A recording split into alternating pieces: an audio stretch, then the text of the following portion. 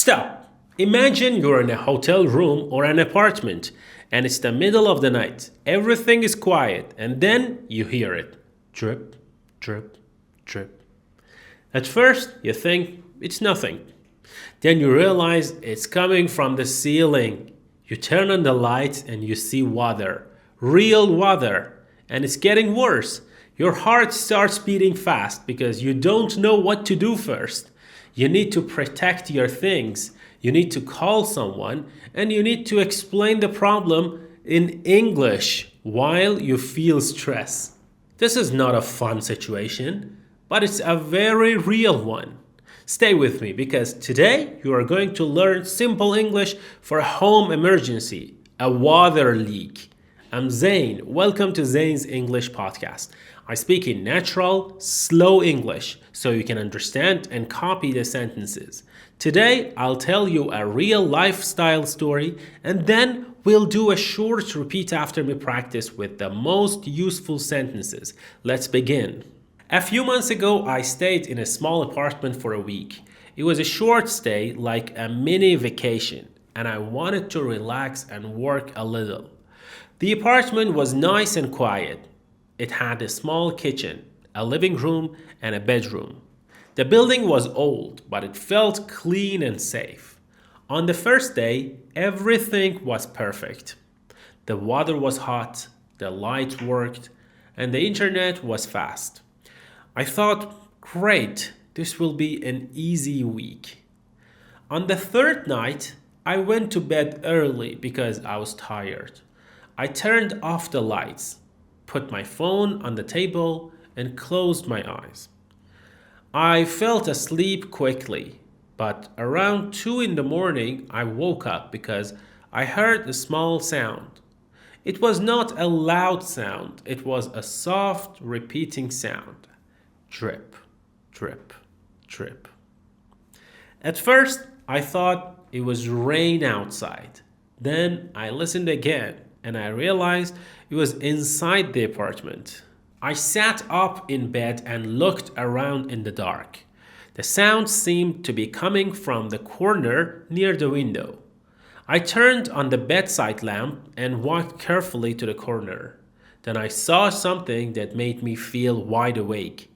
There was water on the floor. Not a lot, but enough to shine under the light. I looked up and I saw a dark spot on the ceiling. A drop of water fell from that spot and hit the floor. Drip, drip, drip. My stomach dropped. For a few seconds, I just stood there, thinking fast. I didn't know if the leak was small or if it could become big. I also didn't know if the water was clean water or dirty water. I did not want the water to touch my bag, my laptop, or my clothes. So I moved quickly but calmly. First, I grabbed a towel and put it on the floor. Then I put a bowl under the drip so the water would go into the bowl instead of spreading on the floor. The bowl made a loud plink sound each time a drop fell into it, but at least the water was contained. Next, I checked the bathroom and the kitchen. I wanted to see if any pipe was leaking in my apartment. I turned on the bathroom light, checked the sink, checked the shower, and checked the toilet. Everything looked normal. Then I checked the kitchen sink and the area under it. Still normal. That made me think the leak was coming from the apartment above me. Maybe someone left the tap running. Maybe a pipe broke. I didn't know, but I needed help. I found the welcome paper that the host left on the table. It had a phone number for emergencies.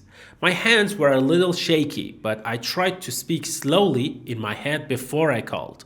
I called the number, and after a few rings, the host answered. He sounded sleepy and confused. I started with a calm, clear sentence. I said, "Hi, sorry to call so late. There is a water leak in the apartment." Water leak is the key phrase. It's simple and clear. The host woke up quickly after hearing that. He asked, "Where is the leak?" I answered, "It's in the bedroom. Water is dripping from the ceiling." Dripping means falling slowly in small drops. The host said, "Is it a lot of water?" I looked at the bowl and the wet towel and said, "Not a lot, but it's still leaking." Then I added, "I put a bowl under it." The host said, "Good. Please keep the water in the bowl." Then the host asked, "Is the ceiling getting worse?" I looked carefully. The dark spot looked a little bigger than before, and that worried me. I said, "The spot is getting bigger." The host said, "Okay, I'm calling the building manager." A building manager is the person who takes care of problems in the building. He told me to wait and stay away from the wet area because water and electricity can be dangerous together. I said, "Okay, thank you." While I waited, I moved my things away from the leak area. I moved my laptop bag to the other side of the room. I moved my shoes and my jacket. I also put another towel on the floor, just in case the water spread. The dripping continued, and the bowl was slowly filling. I emptied the bowl into the sink and put it back. I did that twice. Each time I emptied it, I felt more annoyed, but I tried not to panic. I reminded myself that the important thing was safety and protecting my things. About 20 minutes later, someone knocked on my door. It was the building manager, and he had keys and a flashlight. He looked serious but calm. I opened the door and said, "Hi, thank you for coming." He came inside. I looked at the ceiling and nodded. Then he asked, "Did you shut off the water?"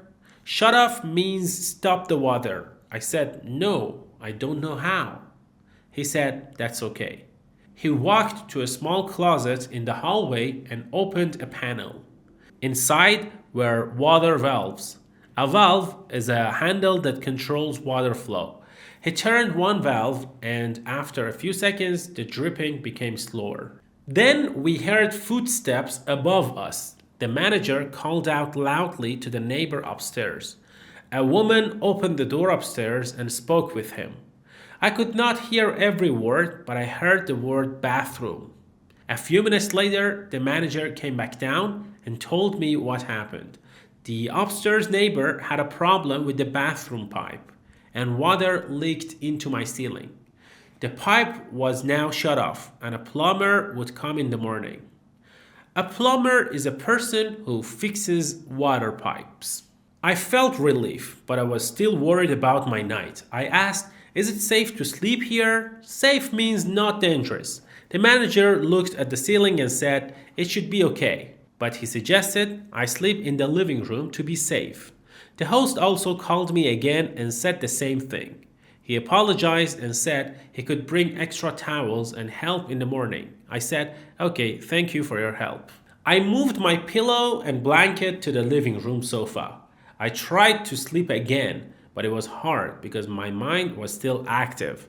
I kept thinking about water and damage and my stuff. But after some time, I fell asleep. In the morning, the host came with a plumber. The plumber checked the ceiling and the upstairs pipe. He fixed the problem upstairs first, and then he checked my ceiling for damage. The host apologized again and offered a small discount for the trouble. I appreciated that because it showed he was responsible. That day, I learned something very useful. In emergencies, you do not need advanced English. You need clear English. You need a few key sentences that explain the problem quickly. There is a water leak. Water is dripping from the ceiling. It's getting worse. Please help. These simple sentences can protect your things and keep you safe. And the best part is, these sentences are easy to practice before you ever need them. Now let's do repeat after me. Speak slowly and clearly. Repeat each sentence. Hi, sorry to call so late.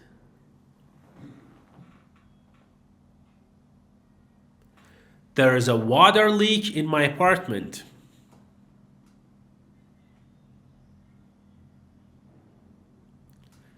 Water is dripping from the ceiling.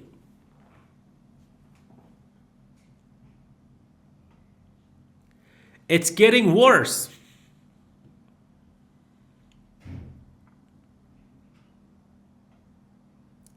I put a bowl under the leak.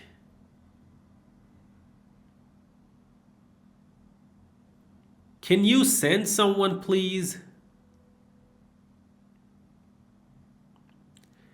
Is it safe to stay here?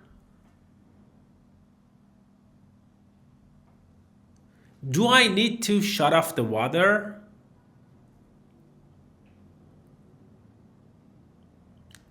Please come as soon as possible. Thank you for your help.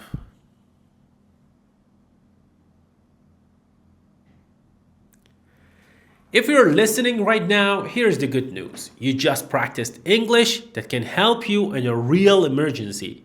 When your brain feels noisy and your hands feel shaky. Most people wait until something goes wrong and then they panic. But you are preparing now, while you're calm. That is how confidence is built. Save this episode and listen again later because these sentences become strong when you repeat them. And tell me in the comments what topic you want next because I'm building these videos for your real life, not for a textbook. I'm Zane, this is Zane's English Podcast, and I'll see you in the next video.